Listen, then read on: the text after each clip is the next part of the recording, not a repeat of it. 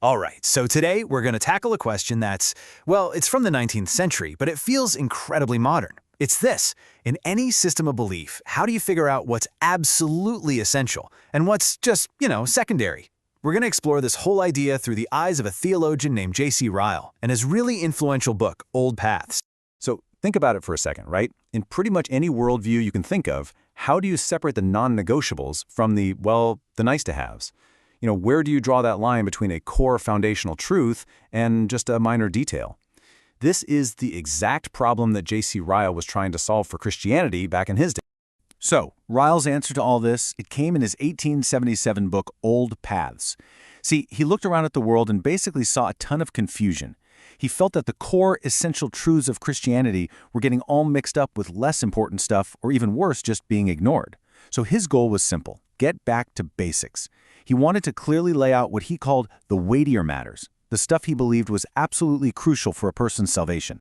And that name, Old Paths, is super important. Now, you might hear that and think, okay, so he was just being old-fashioned. But for Ryle, it was way more than that. I mean, you have to remember, he was writing during a time of massive religious change. You had all these new philosophies popping up, old rituals being brought back. It was chaotic. And in the middle of all that, Ryle saw these core doctrines as a kind of timeless spiritual medicine.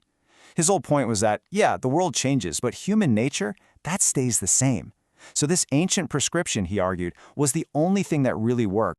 So this is where you can really see his thinking in action. Ryle basically drew a super clear line in the sand. On one side, you have the weightier matters. These are the absolute essentials for salvation. Things like the sinfulness of human nature, the work of Christ, the Holy Spirit, conversion, faith, you get the idea. But then, on the other side, you have what he called secondary issues. This is stuff like, what's the best form of prayer? Or should the church and state be united? Ryle's point was that Christians could totally disagree about these things and still be saved. The big takeaway here is that sharp, clear difference between the solid foundation and, well, the furniture you can move around. Okay, so if you're Ryle, where do you even begin to build this case? Well, you start with the foundation of the foundation. See, before he could even start talking about doctrines from the Bible, he knew he had to establish the authority of the Bible. For him, the idea that the Bible was divinely inspired wasn't just another point. It was a weightier matter of the absolute highest importance. And yeah, he really didn't mince words about it. This quote says it all. He calls inspiration the very keel and foundation of Christianity. Now, if you're not a sailor, the keel is the main structural beam at the very bottom of a ship. It's the backbone. Without it, the whole thing just collapses. And that's exactly how Ryle saw it. If the Bible wasn't divinely inspired, then in his mind, the entire Christian faith just falls apart. There's nothing left to stand on. So how did he actually make this case? I mean, how do you argue for something like divine origin? Well, Ryle laid out what he saw as a few key pieces of evidence. First, he pointed to its extraordinary content. He's like, look, this book answers the deepest questions about God, humanity, eternity. No other book does that. Second, he talked about its extraordinary unity.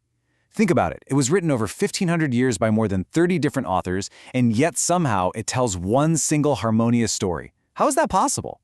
And finally, he pointed to its extraordinary impact. He argued that the nations where the Bible was widely read were the ones with the most liberty and the highest morality. For him, that was proof of its unique power. And all of this brings us to the really personal part of his argument.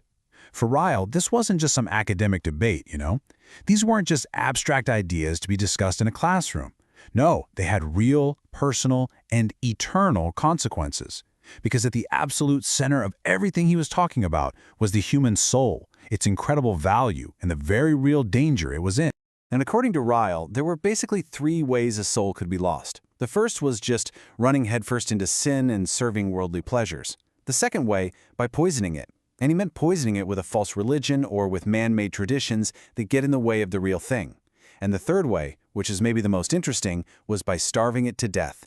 Just, through total spiritual indifference and never making a decision either way. And listen, the stakes here could not be higher. In Ryle's view, you could gain the entire world. I'm talking all the money, all the power, all the fame you could ever imagine, and it would all be worth absolutely nothing if, in the end, you lost your soul. To him, that was the single heaviest loss a person could ever suffer, the one thing nothing else could ever make up for.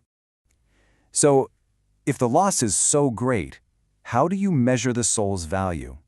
For Ryle, the answer was actually pretty straightforward. You just have to look at the price that was paid to redeem it.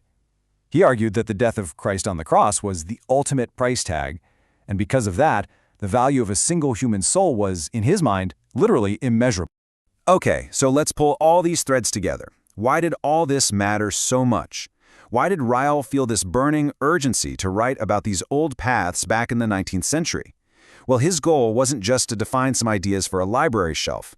It was a passionate, urgent call to action, aimed squarely at the problems he saw all around him. And this quote, this really gets to the heart of it all. The world needs nothing but a bold, full, unflinching teaching of the old paths. See, he wasn't asking for some new, clever, modern spin on things. He was convinced the answer was already there. What was missing, in his opinion, was just the courage to teach these core truths boldly, fully, and without watering them down. So in the end, Ryle's core belief was this: these so-called old-fashioned doctrines weren't just a list of correct ideas. He saw them as the only lever powerful enough to actually produce real change in people. I'm talking about genuine inward change in their hearts, which would then naturally lead to outward change in their lives. For him, the practical power of these ideas came directly from the fact that they were timelessly true. And that really leaves us with something to think about, doesn't it? I mean, sure, Ryle applied this whole idea to his theology, but the principle itself is universal. In our own lives, in our worldviews, even in the organizations we're part of, what's the actual value of being able to tell the difference between what's core and what's secondary? What happens when we lose sight of the difference between the foundation and the furniture? It's a pretty good question to chew on.